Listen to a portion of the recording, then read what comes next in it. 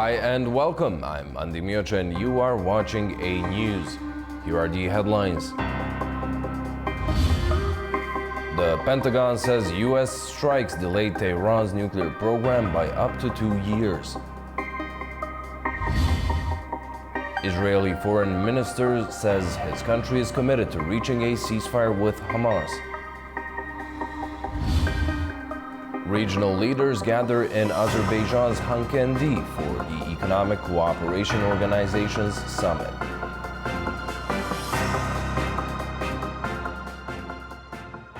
Thank you for tuning in. The Pentagon says that U.S. military strikes on Iran's nuclear sites have delayed Tehran's nuclear program by up to 2 years. Earlier, however, the head of the UN's nuclear watchdog said Iran could resume uranium enrichment in a matter of months. The Pentagon has announced that US strikes on Iran's nuclear sites have delayed Tehran's nuclear program by nearly 2 years. The Pentagon's assessment of damage around Fordo, Natanz, and Isfahan remains unchanged, saying that all 3 sites have been completely obliterated.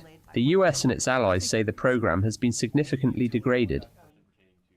Interesting kind of side point about this, Tara, is that all of the conversations that we've had since Operation Midnight Hammer with our allies all around the world, but certainly also in the region, they say a couple of things. They share our sentiments about the degradation of Iran's nuclear program and the fact that we have degraded their program by 1 to 2 years. At least intel assessments inside the department assess that, and I think their intelligence shares that conclusion.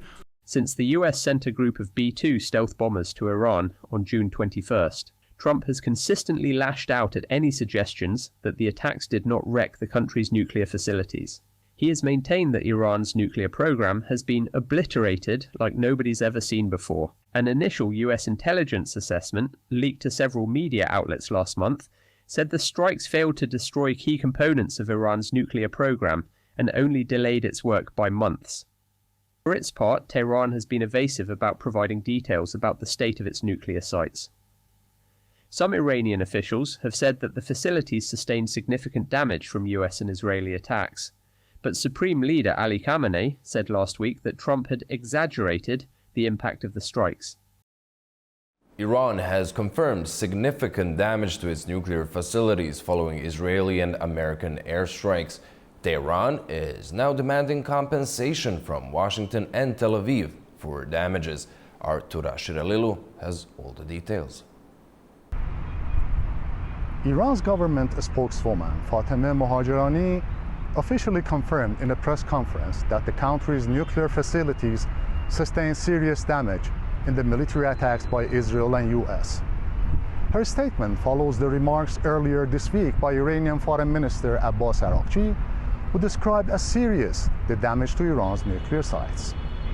Araghchi, in a letter to UN Secretary General, demanded recognition of US and Israel as aggressors of the war and called for compensation of war damages. Defying US President Donald Trump's claims on complete obliteration of Iran's nuclear facilities, Tehran insists its indigenous nuclear knowledge is intact and that it will not give up enrichment rights under Non-Proliferation Treaty. Earlier, a leaked US intelligence assessment revealed that the airstrikes on Iran's nuclear sites have only set its nuclear program back by months, not years. Following 2 weeks of media campaign by the Department of Defense and the White House, the Pentagon admitted its strikes set back Iran's nuclear program by 1 or 2 years, but not obliterated, as claimed by President Trump. In the meantime, Iran said the enriched materials were evacuated months beforehand from its nuclear sites, as Tehran has anticipated the attacks.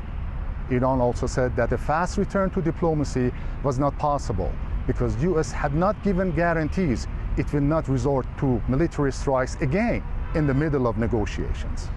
Tura Shiralilu, reporting for A News TV, Tehran. Iranian president has approved a law to halt cooperation with the International Atomic Energy Agency. On what that means for the future of any talks on Tehran's nuclear program, we're talking with political analyst Enrique Cosero, coming to us from Madrid. Welcome. Thank you so much for being with us. Let's start with the latest we've heard. We have different estimates on Iran's capabilities to restart uranium enrichment. There's also a certain amount of uranium unaccounted for. And now with Tehran ditching cooperation with the IAEA without approval of the country's National Security Council, how much would you say that makes things even less clear? Thank you for having me first and foremost, and answering your question. It was never clear. It was never clear. Right now, we know for sure.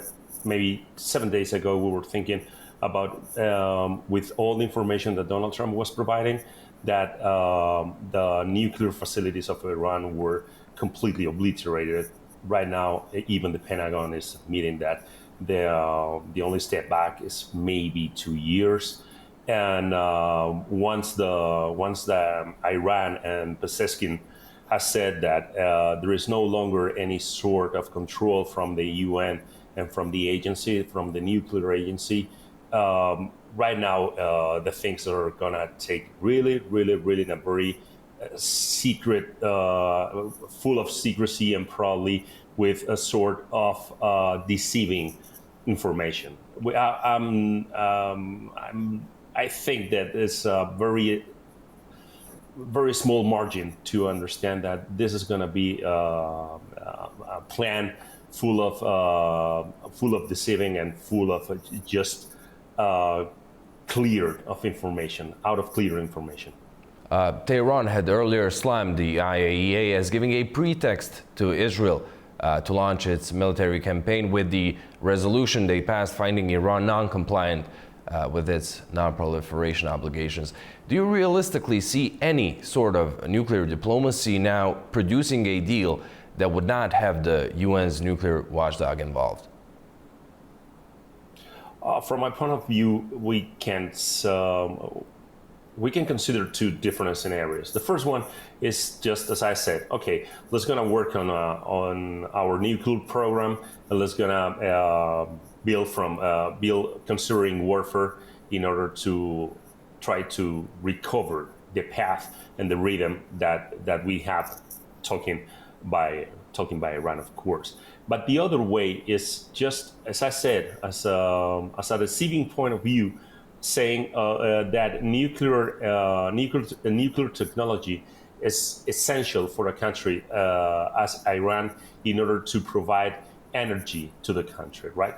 So, and we know for sure that uranium needs to be enriched in different levels for civil uses to the warfare use, right? So I think there's the other scenario for me is a sort of a hybrid excuse in order to say we need the nuclear power and we need the nuclear technology in order to create energy, but at the same time mixing civil and war and military knowledge, they can I think they can step up really quickly. The U.S. Department of State called Iran's suspension of cooperation with IAEA unacceptable, while Israel called on the European signatories of the original nuclear deal from 2015 to trigger the so-called snapback mechanism, reinstating all UN sanctions on Iran. Do you see that happening? Probably. What worries me the most and mystified me the most, in fact, is that Iran, with this attitude and with these decisions, are just losing its main proxy, which is the UN. And I wasn't expecting. Okay, I was expecting, but the probability was probably 15 to 20% that the main advocacy and the main defender of whatever Iran wants to do from a civil point of view with nuclear energy, which is the UN. I can't understand why they're losing that attachment and they're losing that, as I said, the main proxy that they have. So it's the moment of Israel and the United States, mainly Israel, in order to go to the UN and say, okay, you remember those guys? Those guys are trying now to step up and trying to get the pace that they lost with the attacks. Enrique, thank you so much for joining us and offering up your insight and opinions. Thank you, Andy. As we mentioned, Israeli Foreign Minister Gideon Saar condemned Iran's suspension of nuclear oversight. He also said his country is committed to reaching a ceasefire with Hamas and securing the release of hostages to end the war in Gaza. As Saar spoke of Tel Aviv's readiness to end the war in Tallinn, Hamas says it's reviewing the new ceasefire proposal submitted by Egypt and Qatar, but insists that any deal must guarantee a full Israeli withdrawal from the Strip and a permanent end to hostilities. Hamas still holds 50 of our hostages in crew captivity. The war can end tomorrow if it releases them and lays down its arms. We are serious in our will to reach a hostage deal and a ceasefire. Families of Israeli hostages are ramping up pressure on the government, demanding a ceasefire in Gaza and the immediate return of all captives. They staged a protest in Tel Aviv following U.S. President Donald Trump's claim a ceasefire is within reach. Dozens of protesters gathered in Tel Aviv demanding a ceasefire in Gaza and the release of the 50 remaining Israeli hostages held by Hamas. The rally was organised by 101 Watch, a group of mothers and sisters of the captives. Demonstrators held banners reading, "Bring them home," and "President Trump stop the war," while displaying photos of captives. I think that there is no ceasefire until the tanks and guns and RPGs stop firing. That's when there's a ceasefire, not when someone makes a public statement. We understand that President Trump is very, very engaged in bringing an end to the war in Gaza and returning the hostages. But I live in Israel. I'm a citizen of Israel. My government in Israel needs to be at least that engaged and more engaged. It is our responsibility to stop the war and return the hostages.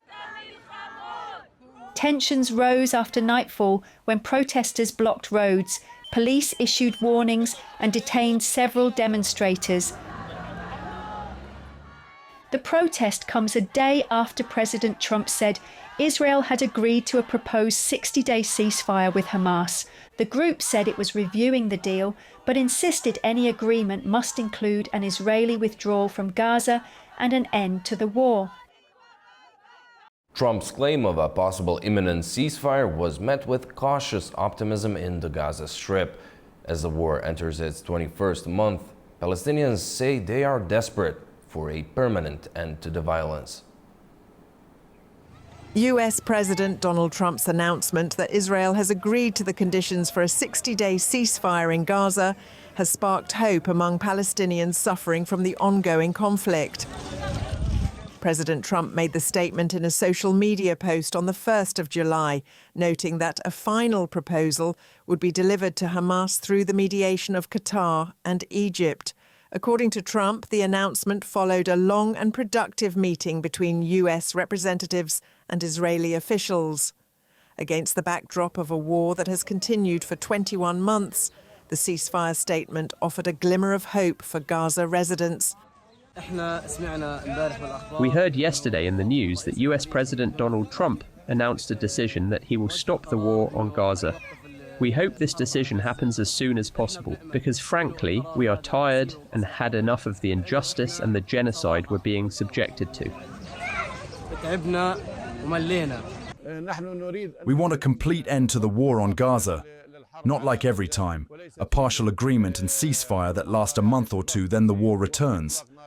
No, we want a complete end to this war and this genocide, with them taking their hostages, releasing our prisoners held in their jails, the rebuilding of Gaza, and bringing life back to our people in Gaza Strip.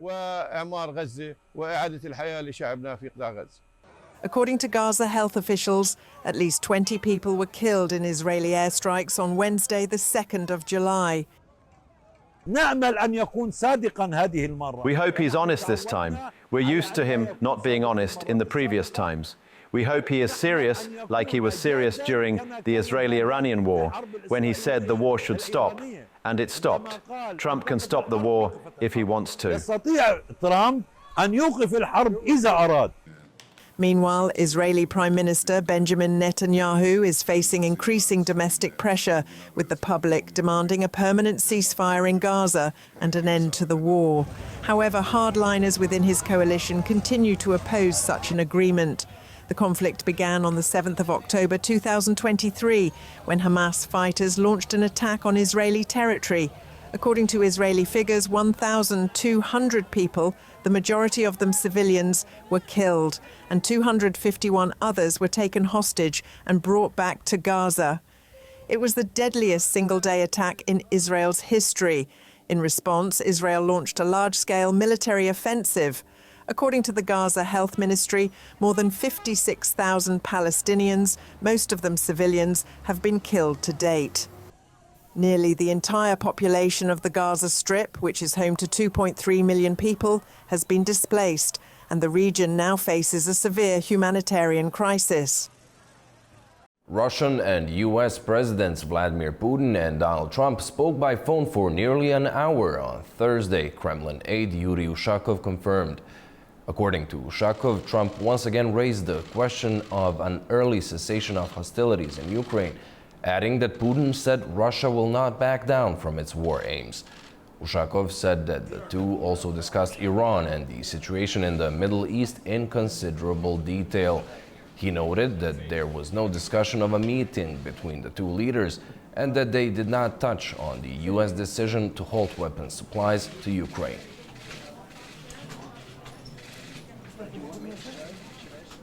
In the latest wave of attacks on Ukraine, Russia targeted Poltava and Odessa, killing civilians and causing fires in residential areas.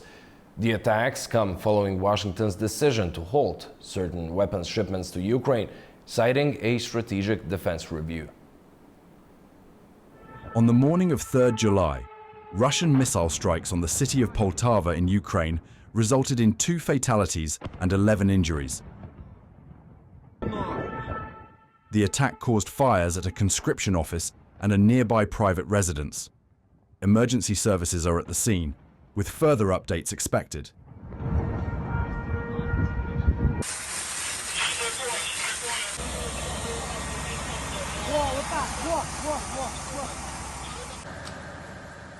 Another strike took place in Odessa, where Russian drones struck a multi-story residential building.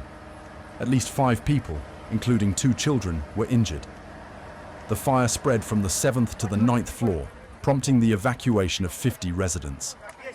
A 7-year-old boy and a 9-year-old girl were hospitalized for smoke inhalation. 6 apartments were completely destroyed, and 36 others suffered partial damage. An aid station has been set up on site, with psychologists providing support to the affected residents.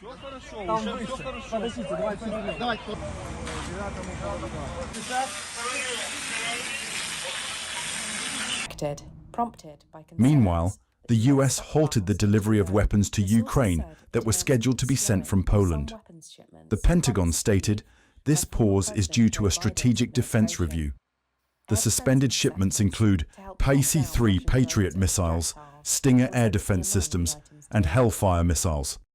The decision has faced criticism from both Democratic and Republican politicians in Washington. On 29th June, Russia launched its largest aerial assault on Ukraine to date, causing significant damage to civilian infrastructure. NATO Secretary General Mark Rutte emphasized the importance of continued Western support for Kyiv, acknowledging US interests but stressing Ukraine's urgent need for all available assistance. Donald Trump announced a trade deal with Vietnam was reached, reducing tariffs on imports to 20%. As the 90-day freeze on sweeping US tariffs is set to expire on July 9th, countries across the globe are racing to finalize trade agreements. The United States will impose a 20% tariff on Vietnamese imports under a new trade agreement, down from a previously threatened 46% levy. US President Donald Trump made the announcement on Wednesday. In return, Vietnam will eliminate tariffs on US goods, granting what Trump called total access to American products. However, the new deal will also target transshipping, goods from other countries, especially China, that are deliberately routed through Vietnam to avoid tariffs. These will face a 40% levy, part of Trump's effort to crack down on what he calls trade loopholes. While the tax hikes are technically imposed on Vietnamese goods, they're paid by US importers who often pass costs on to consumers, raising concerns about inflation and disrupted supply chains. Vietnam, now a major hub for companies such as Nike and Apple, exported $16.6 billion in textiles and garments to the States in 2024, making it the country's top export market. One major exporter, Thai Sun SP, which supplies fashion brands worldwide, said it's diversifying to markets in Russia, China and the Middle East to hedge against US trade risks. The tax hikes stem from Trump's April Liberation Day event, which introduced new levies on dozens of countries. These included a 24% tariff on Japanese imports and 20% on goods from the European Union. While Trump and administration officials recently suggested the tariff deadline might be extended, the president told reporters on Tuesday that he is not planning an extension and is notifying countries of their new tariff rates. With the 9th of July deadline looming, other countries are now under pressure to finalise agreements and avoid steep tariff hikes. South Korea's President Lee Jae-myung says he's focused on securing a fair trade deal with the United States. Earlier, the U.S. raised concerns over South Korea's non-tariff barriers, as Seoul has near zero tariffs on American goods under a free trade deal. As Europe continues to grapple with an unprecedented heat wave, officials in Italy's capital have introduced new measures to help residents cope with the heat. As Europe grapples with an intense heat wave, authorities in Rome have introduced several measures to help residents and visitors cope with soaring temperatures that have approached 40 degrees Celsius. The measures include setting up first aid stations along streets and offering free access to public pools for seniors aged 70 and above. Despite the extreme heat, many of Rome's iconic sites remain popular with tourists from around the world.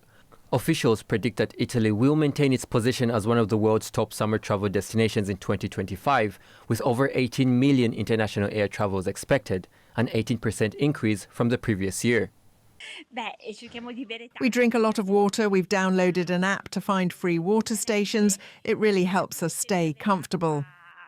It's very hot. It's very warm outside, but we're from Florida, so we're kind of used to the hot weather. Italy's health ministry has issued red alerts in 18 cities, with temperatures expected to climb as high as 38 degrees Celsius in major urban areas. Temperatures were also high across the Balkans, where residents in North Macedonia and Montenegro experienced spikes of up to 10 degrees Celsius. In Madrid, daytime temperatures are forecast to reach 39 degrees Celsius. At least 2 people have died in Spain due to wildfires, while another 2 deaths have been reported in France, where 300 others have been hospitalized due to the intense heat. According to the EU's Copernicus agency, Europe is warming at twice the global average, making it the fastest warming continent. As a result, extreme heat waves are occurring earlier in the year and lasting longer into the later months. Dozens of wildfires continue to rage across coastal regions of Turkey and Greece, forcing mass evacuations. Firefighters and emergency crews are battling the flames in spite of high winds and extreme heat. Wildfires are sweeping through coastal regions of Turkey and Greece, forcing mass evacuations of people from their homes and putting emergency services on high alert amid extreme heat, strong winds and dangerously dry conditions. In Turkey, wildfires have triggered emergency declarations across multiple provinces. The government has officially designated parts of Izmir and Bilecik as disaster zones after fires destroyed more than 270 buildings, killed over 1,100 animals, and left communities without power. Health officials also reported hospitalizations linked to smoke inhalation, while extensive damage was recorded across farmland and rural infrastructure. The most intense blaze continues in the resort town of Cheshme. 3 neighborhoods were evacuated and the Izmir-Cheshme highway was shut as fire crews battled advancing fronts.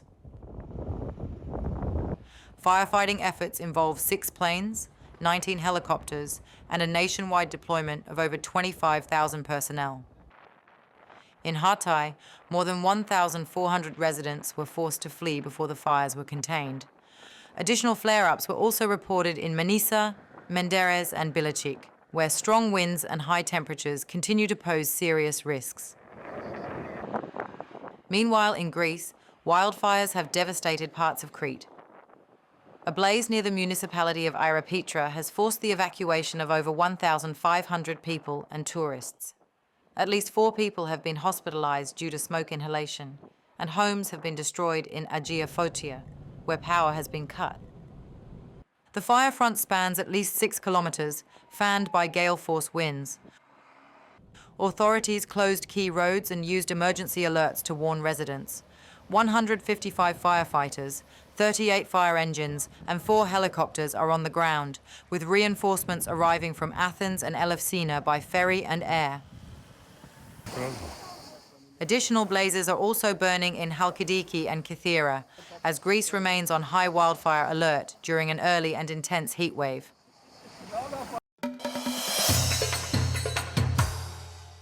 Qatar hosted a 2-day UN-led conference focusing on Afghanistan's economy and drug control. The talks addressed alternative livelihoods for poppy growers, treatment for drug addiction, and development of the private sector. Our Tamim Bahiz has the details in Kabul. The Ministry of Interior of Afghanistan has confirmed the conclusion of a significant 2-day international conference focused on counter-narcotics and private sector cooperation held in Qatar. According to the ministry spokesperson Abdul Mateen Khane, the meetings were organized under the leadership of the United Nations Assistance Mission in Afghanistan and hosted by Qatar. Delegates from 29 countries participated in the discussions alongside representatives from the Counter-Narcotics Department of the interim Afghan authorities. The conference served as a platform for dialogue on global and regional cooperation in fighting narcotics. Key topics included joint strategies to combat drug trafficking, developing alternative sources of income for communities involved in poppy cultivation, and expanding treatment and rehabilitation programs for drug addicts. Khane stated that by the end of the sessions, participating nations expressed their readiness to support Afghanistan in its counter-narcotics efforts, pledging enhanced cooperation and assistance moving forward. The event marks a continued international focus on Afghanistan's drug challenges and a rare space for multilateral engagement on one of the country's most pressing issues. This is Tamim Bahiz in Kabul for A News. Kazakhstan plans to upgrade its transport network to boost freight traffic and trade. The country's president, Kassym-Jomart Tokayev, spoke to the transport minister on the issue, stressing the need to expand road, rail, and air links, emphasizing Kazakhstan's strategic goal of becoming a key transit hub connecting trade routes across Eurasia.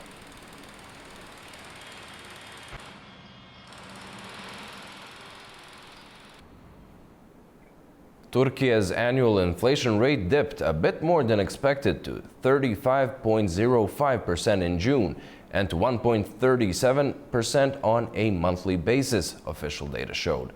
Food and drinks inflation dipped by 0.27% from the previous month, the Turkish Statistical Institute said, helping to keep overall disinflation on track. In May, inflation also came in lower than expected at 35.41% annually and 1.53% monthly, setting expectations that the central bank would return to interest rate cuts later this summer. 75 military aircraft are taking part in the Anatolian Eagle 2025 drills in Turkey, including 45 from the Turkish Air Force and 30 from other nations. Azerbaijan is participating with 2 Sukhoi 25 jets. Ankara's NATO allies and other partners such as Qatar, Egypt, Saudi Arabia, and Jordan are also taking part in the exercises meant to enhance military cooperation and test capabilities. Armenia has formally announced its intention to join the Shanghai Cooperation Organization. Yerevan says the country aligns with the SCO's core principles. Armenia is currently an observer state and became a dialogue partner in 2016. China has been encouraging deeper Armenian engagement with the bloc.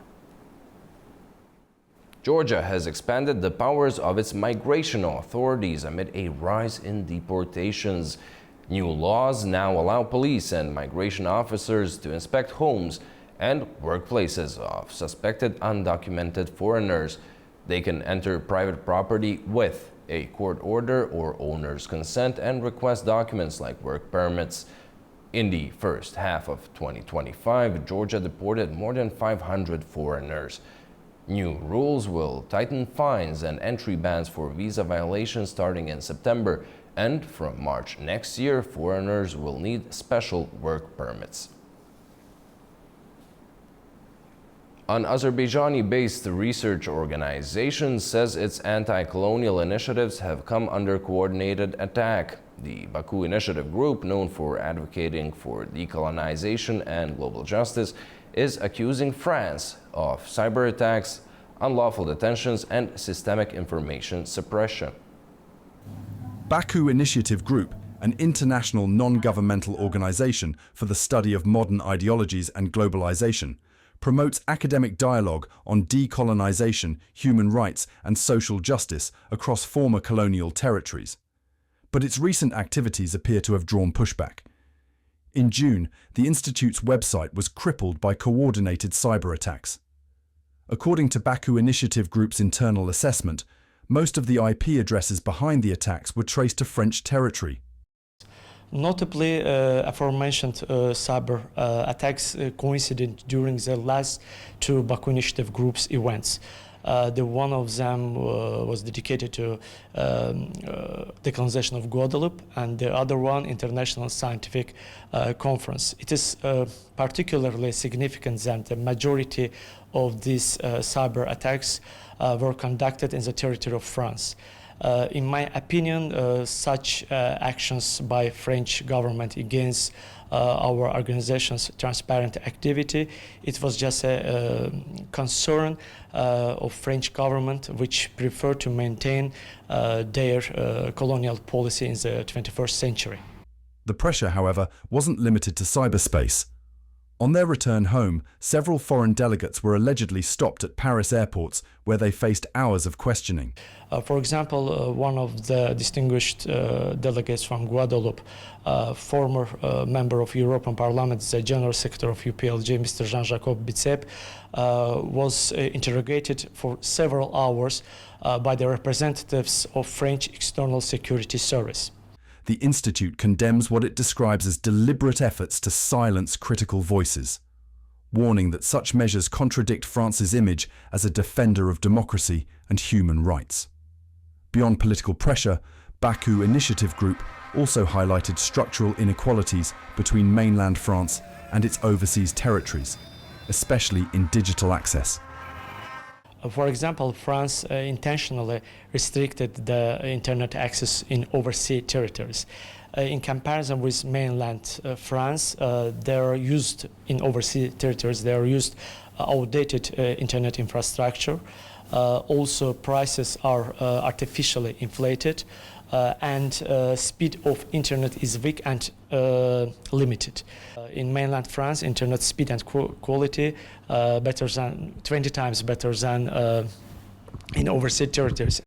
They say this digital divide is part of a broader pattern aimed at limiting global awareness of continuing colonial-era policies. The Baku Initiative Group also pointed to international criticism of French law enforcement and detention practices. A recent UN report highlighted serious overcrowding in French prisons, some operating at 300% capacity, raising questions about the integrity of the institutions conducting these detentions. I think it's essential to emphasize that inadequate performance of France's law enforcement agencies also highlighted at the international level. For example, a report published by the United Nations Committee Against Torture states that prison overcrowding in France, that's at 131%, which some facilities are searching 100%.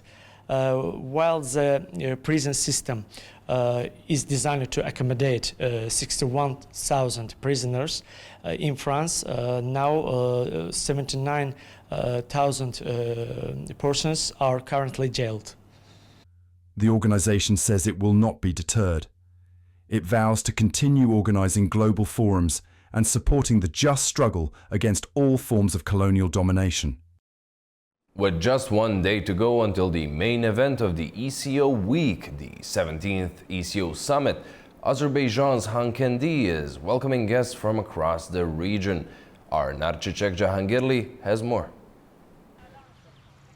It is a busy July day in Khankendi as the city prepares to welcome high officials and delegates from 10 countries. With counting hours left to the 17th Economic Cooperation Organization Summit, a lot is going on both inside and outside the venue. Speaking about the location, right here in Karabakh, a region reborn from conflict, a different kind of alliance is taking shape. One that's not just about borders, but bridges. A regional organization with global relevance, that's the vision behind the Economic Cooperation Organization, or ECO. And right now that vision is taking center stage in Azerbaijan. ECO is a regional bloc stretching across 10 countries, home to over 460 million people. Spanning the Middle East, South Caucasus and Central Asia, the organization represents a shared ambition to strengthen economic ties, unlock connectivity and face shared challenges together. Founded in 1964 and relaunched in 1985, ECO has since grown into a platform for collaboration in trade, energy, transport, environment and more. But while the potential is enormous, much of it still remains unrealized. So this week, ECO is doing more than just talking. Tomorrow, presidents, prime ministers and high officials will gather in Khankendi to attend the ECO summit. It's here that strategic decisions are expected to be made, from boosting trade and infrastructure links to coordinating on climate and energy policy. We'll be here to update you with the latest news, so stay tuned to A News. I'm Narchechek Jahangirli, together with Nijat Kasimov, reporting from Khankendi. Azerbaijani President Ilham Aliyev took part in the opening ceremony of a highway in the Karabakh region connecting Ahmedbayli, Fuzuli and Shusha. Ahead of the Economic Cooperation Organization's summit, Aliyev also laid a symbolic foundation for a new railway and bus terminal in Khankendi, designed to serve more than 2,000 passengers daily. He also visited the city's new business center. The English edition of the Cuisine of the Yerevan Khanate was presented to audiences in Baku. The book covers not only culinary traditions, but also broader cultural heritage. This book opens a window into the everyday life of the Yerevan Khanate through its kitchen. It's a well-documented collection that revives local recipes with historical clarity. It's a sharp reminder of where these tastes truly come from. The newly launched English edition of the Cuisine of the Yerevan Khanate was introduced to readers in Baku, offering international audiences a deeper look into the rich culinary and historical heritage of Azerbaijan's western territories. The Yerevan Khanate, which once covered parts of today's Armenia, was home to a significant Azerbaijani population before mass displacement and cultural erasure. The book compiles rare archival materials, maps and historical records to document this heritage. Project manager of this book emphasised that the book goes far beyond recipes.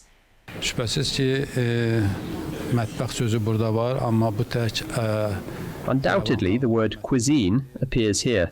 But this is not just about the cuisine of the people of Yerevan. It is also a book about the tangible cultural heritage of Azerbaijan, in other words, our ancient homeland. Alongside the cuisine of that region, this book includes historical facts and documents.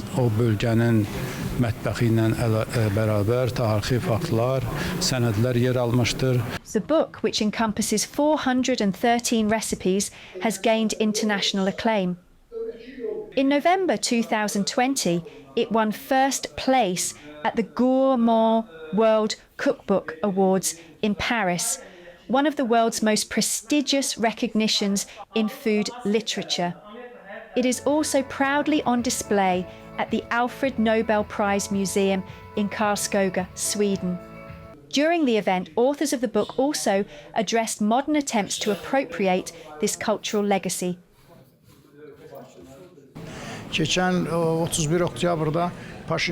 In October last year, Pashinyan declared national cuisine as part of their national security strategy, and they continue to appropriate our traditional dishes. This is a response. One of our destroyed cultural monuments is the cuisine of Western Azerbaijanis, which has been completely assimilated by Armenians. Secondly, it is also proof of our historical presence on those lands. The cuisine of the Yerevan Khanate stands not only as a culinary archive, but as a powerful reminder of Azerbaijan's historical roots in the region. Now made available to a wider global audience through its English translation. Well, that's all we have for you for now. Thank you so much for watching and stay tuned to A News.